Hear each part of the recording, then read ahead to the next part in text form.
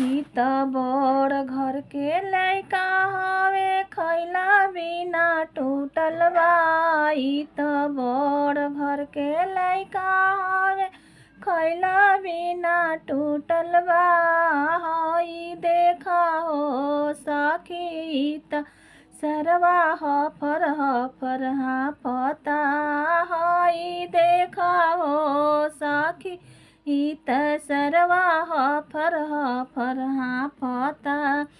ई त बड़ घर के लइका हवे खइला बिना टूटल बा। ई त बड़ घर के लइका हवे खइला बिना टूटल बा। हई देखा हो सखी ई त सरवा हफर हफर हांफता। हई देखा हो सखी ई त सरवा हफर हफर हांफता। ई त पियले बा उजरका ललका पर हाथ फेरता। ई त पियले बा उजरका ललका पर हाथ फेरता। हई देखा हो सखी ई त सरवा हफर हफर हांफता। हई देखा हो सखी ई त सरवा हफर हफर हांफता। ई त बड़ घर के लइका हवे खइला बिना टूटल बा।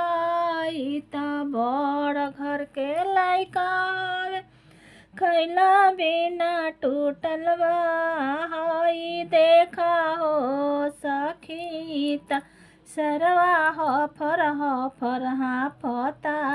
हई देखा हो सखी ई त सरवा हफर हफर हांफता।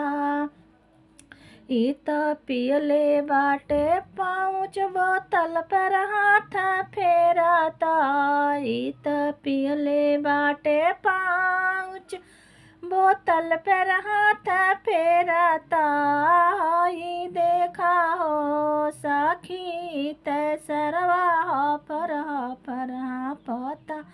हई देखा हो सखी ई त सरवा हफर हफर हांफता।